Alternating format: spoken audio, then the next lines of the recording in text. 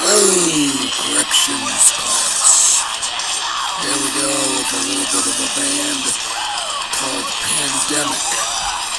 Thought that was appropriate since we're on week 2, lockdown, remote access learning. Okay, this is actually week 10 for your class, so we are going to go ahead with that. And heads up, you have an exam to take based on the previous chapters, so it is not going to include information from week 10, but it is going to include information prior to this. It'll be found in the activity section under the area of quizzes and exam number, I think 2. So go in there, you get 1 attempt, you get plenty of time. Open book, open note, open PowerPoints that you can all use to take the exam. Alright, so let's do this. This chapter is about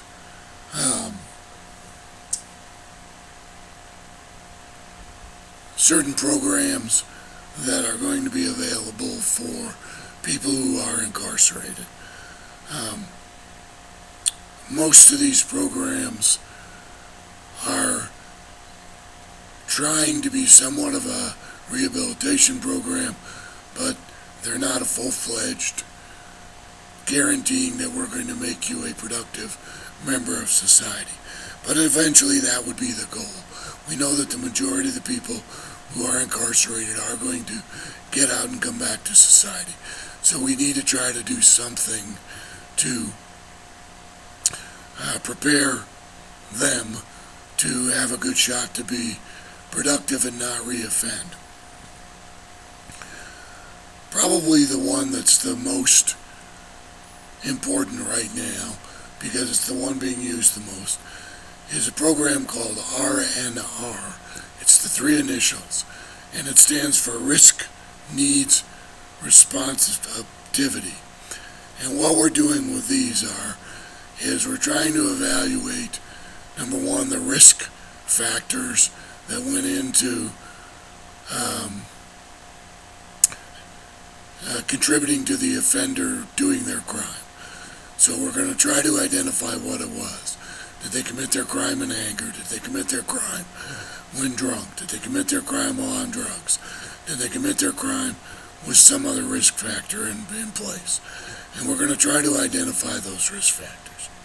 The second part's the needs part, is we're going to then build programs specific individual to that offender that addresses the needs that they have to become productive. Maybe they need anger management training. Maybe they need an education in something, a job training. Maybe they need to get their GED. Maybe they need substance abuse counseling. The needs portion is identifying what this offender specifically needs to make them have a better opportunity to not reoffend. And the last part is the responsivity.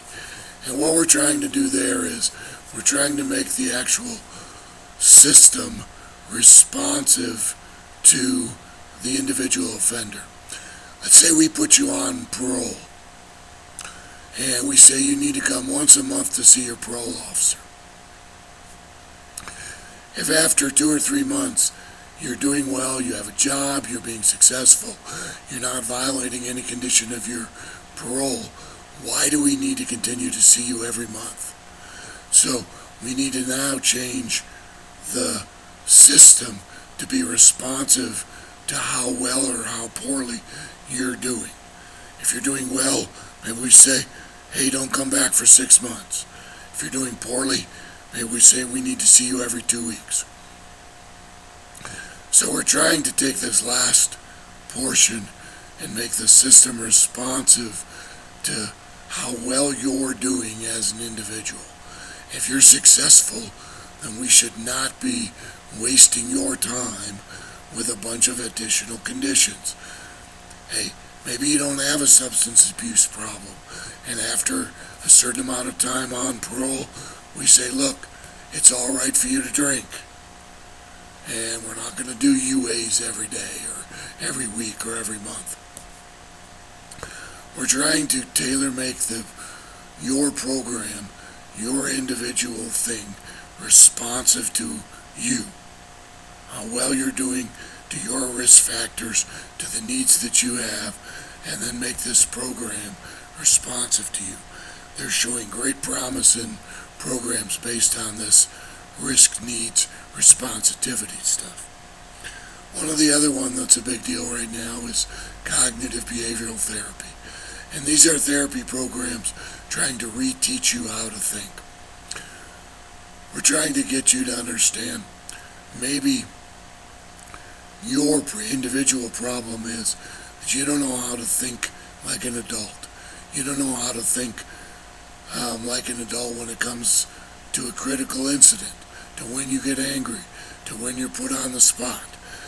And you in the past have acted out poorly in those decision-making events. And so now we're going to build this program and say, hey, how can we better make you respond to that stimulus, to these things? How can we make you start thinking like a productive member of society and an adult? We don't act out in anger. We don't commit a crime when given those stimuluses. And they're showing success with some of those cognitive behavioral therapy programs. The rest of this chapter identifies a whole bunch of different programs based on different kinds of treatment and different needs that they've seen. So it talks about some work programs, it talks about substance abuse programs, it talks about anger management programs. And as you look through those, you can see, obviously, the name tells you what they're focused on fixing. But depending on that program, those would fall under some of those needs under an RNR program on what you would need to be successful. You need to get off drugs. You need to not drink as much. You need to have a job, have an education, whatever those things do. So review those for the rest of the chapter. I'm not going to spend time here going through each one of those individual programs. You can look at those. There's also examples throughout the second part of this chapter showing some of these programs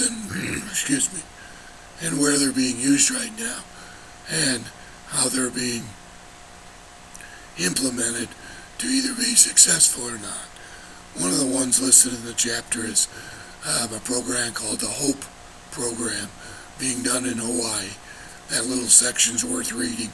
It's kind of interesting what they're doing with that program. So, review those things, take a look at the chapter, know that you have a discussion post due for this week. Same program as last week. You've got a assignment when it'll be due at the end of next week, or that ended at the end of this week, week 10, and you still have to do that exam based at the prior chapters.